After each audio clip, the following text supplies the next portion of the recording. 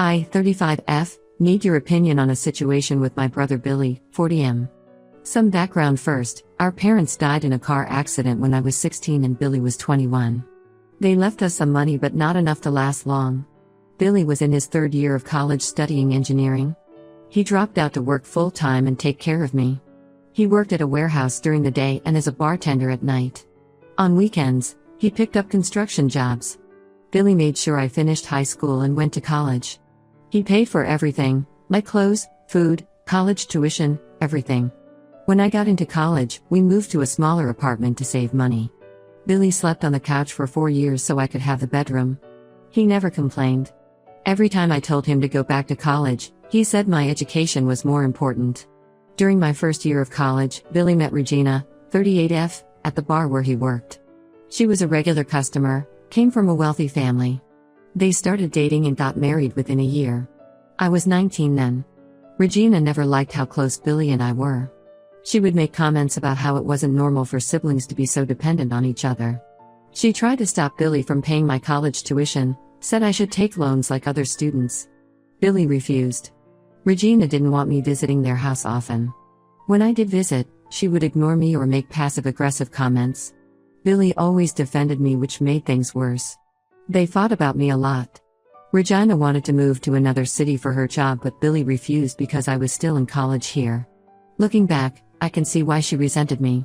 They had twin daughters Emma and Lucy when I was 20. I helped a lot with the baby since Regina had postpartum depression. I would go over after classes to babysit so Billy could work.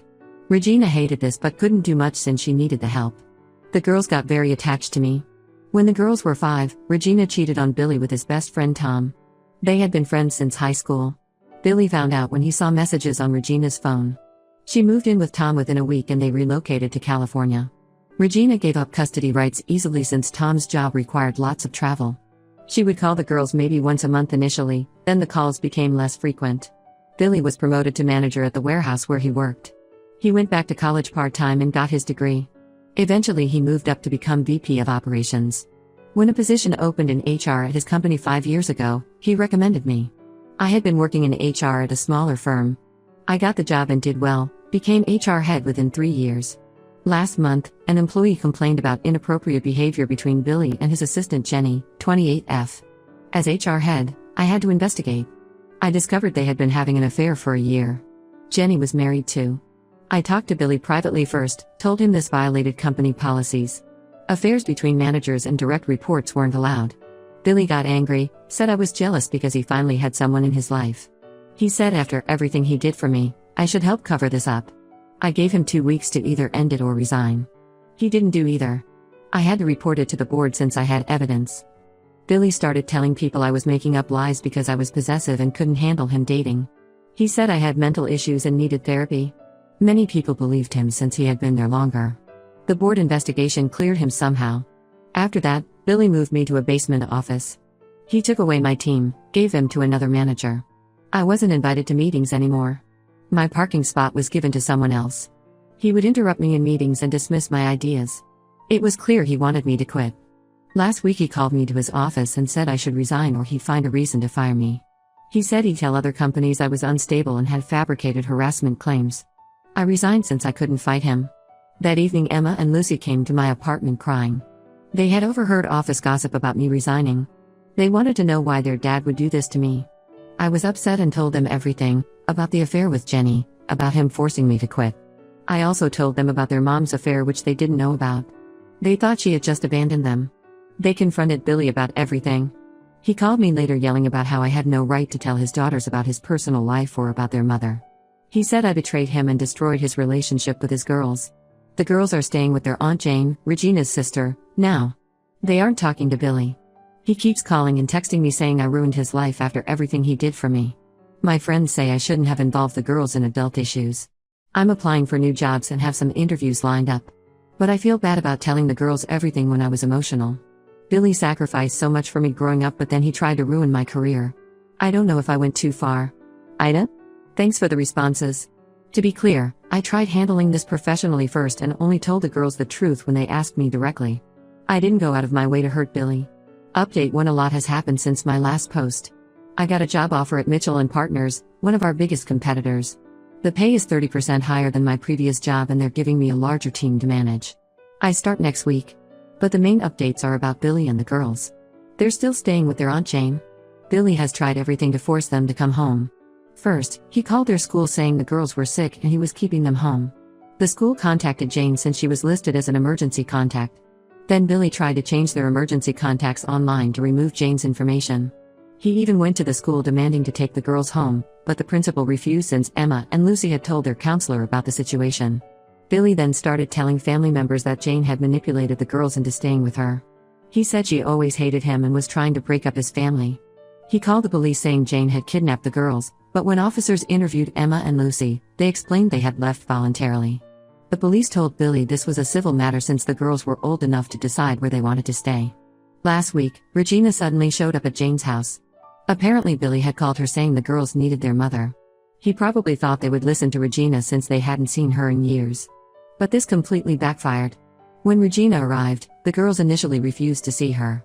They stayed in their room while Jane talked to Regina in the living room. That's when Jane revealed something that changed everything. She showed me emails from her computer that she had saved from 10 years ago, right after Billy and Regina's divorce. The emails started in 2014, a month after Regina moved to California. The first one showed Regina asking to set up a custody arrangement. She offered to fly back every other weekend for supervised visits. She also wanted to pay child support even though the divorce agreement didn't require it since Billy had full custody. Billy's responses got increasingly threatening. He said if Regina tried to see the girls, he would contact her employers at Wells Fargo and tell them about her mental health history. Regina had been hospitalized for severe depression during college after her mother died.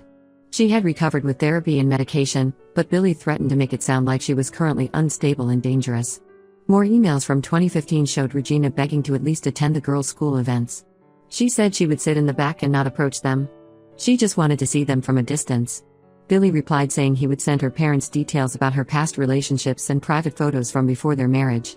Regina's parents were very conservative and had already distanced themselves after her affair. She was trying to rebuild that relationship. In 2016, Regina offered to put money in a trust fund for the girls' education. Billy threatened to file for emergency custody orders saying Regina was mentally unfit. He said he would drain her savings with legal fees until she had nothing left. The emails stopped after that. I confronted Billy about these emails. He broke down crying in his office and admitted everything. He said Regina deserved to lose the girls after betraying him with Tom. He kept saying he was protecting them from having an unstable mother. But then he slipped and said I wanted her to feel the same pain I felt when she left me. When I told the girls about the emails, they were devastated. Billy had spent years telling them Regina abandoned them for her new family. He would say things like if your mother really loved you, she would try harder to see you and she chose her new life over her children. The girls grew up feeling unwanted and rejected by their mother. They finally agreed to talk to Regina on the phone.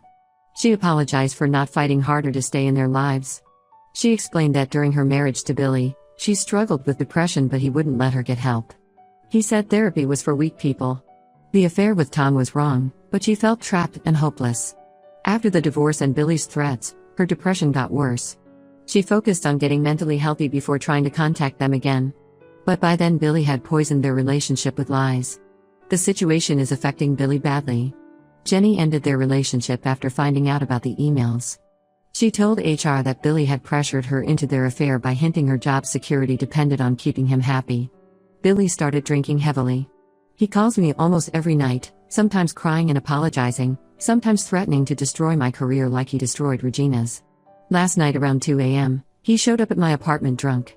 He was banging on my door and yelling about how I ruined everything. He kept saying I raised you, I gave up everything for you. My elderly neighbor called the police. They made him leave but didn't arrest him since he went willingly. Emma and Lucy asked to move in with me temporarily. They said they don't feel safe around Billy anymore but aren't ready to move to California with Regina either. I agreed after discussing it with Jane and Regina. Billy threatened to fight this legally but his lawyer told him he had no case. The girls are 15 and courts generally consider their preferences at this age. I feel terrible watching my brother fall apart like this. He was my hero growing up. He dropped out of college and worked multiple jobs so I could get an education. But he also spent years manipulating and hurting people. He used his daughters as weapons to punish their mother. The girls deserve to know the truth about both their parents. Update 2: the past 2 months have been challenging. The girls moved in with me and we had to adjust to our new living arrangement. I converted my guest room into their bedroom. They started therapy twice a week to process everything. Their therapist said they're dealing with abandonment issues from both parents. Billy's behavior has gotten worse since the girls moved out. He started showing up at my new office building. The first time, he waited in the parking lot for 2 hours until I finished work. He followed me to my car asking about the girls. Security had to escort him out. A week later, he came to my office during lunch. He somehow got past reception by saying he had a meeting. He barged into a client meeting I was leading and started yelling about how I had stolen his daughters. Security removed him and my company's legal team sent him a warning letter. The third time, he waited outside the building entrance in the morning. When other employees complained, the company banned him from the property. They installed extra security cameras and gave me a parking spot closer to the entrance. Billy then started spreading rumors in the industry. He told people I had mental issues and had made up the affair with Jenny because I was jealous. He contacted my college friends on Facebook saying I had a history of lying and causing drama. Some people who knew him from his old job believed him. This backfired when Jenny finally got tired of his lies. She went to HR at our old company with evidence of Billy's behavior. She showed them text messages where Billy said he would make her work life difficult if she didn't keep him happy. He had changed her performance reviews when she tried ending things. Jenny also revealed she's pregnant with Billy's baby. She's due in 5 months. She showed me messages from when she first told him about the pregnancy. Billy offered her $10,000 to take care of it quietly. When she refused, he started telling people she got pregnant on purpose to trap him. He claimed she was sleeping with other managers too. The girls are having a hard time with the pregnancy news. Emma broke down during therapy saying she felt disgusted that her dad got someone only 13 years older than her pregnant. Lucy pointed out that Billy spent years calling their mom a horrible person for cheating, but then did the same thing with someone young enough to be his daughter. They blocked Billy's number after he kept texting them guilt-tripping messages. He would say things like, "After everything I've done for you girls, this is how you treat me and you're breaking your father's heart." When they didn't respond, he made new social media accounts to contact them. Regina found a job at a bank here and is moving back next month. She got an apartment in our school district. We met for coffee to discuss arrangements for the girls. She apologized for how she treated me during her marriage to Billy. She admitted feeling threatened by my close relationship with him and taking out her frustrations on me instead of addressing issues with Billy directly. I also apologized for not seeing through Billy's manipulation earlier. Regina said Billy had always been controlling but hid it well. He isolated her from friends and family. When she had postpartum depression, he refused to let her get help. He said it would look bad if people knew his wife needed therapy. Billy finally got fired last week. Several female employees came forward after Jenny's revelations with similar stories about his behavior. 3 major clients threatened to leave over the scandal. The company offered him a severance package in exchange for signing an NDA about the circumstances of his departure. He's been messaging me from new accounts saying he'll expose my secrets. I'm not sure what secrets he means since I've been pretty open about my life. The girls want to get a restraining order. James' lawyer is helping us document all his messages and incidents. Update 3. This is my final update on the situation. We got approved for a restraining order against Billy 3 months ago. The judge ordered him to stay 500 feet away from me, my home, and my workplace. He's also banned from contacting us through any means including social media or third parties. Billy violated the order twice. First, he sent letters to my house trying to explain his side of things. Then he asked his friend to pass messages to the girls at school. The judge gave him a warning and said the next violation would mean jail time. He finally moved to Arizona last month.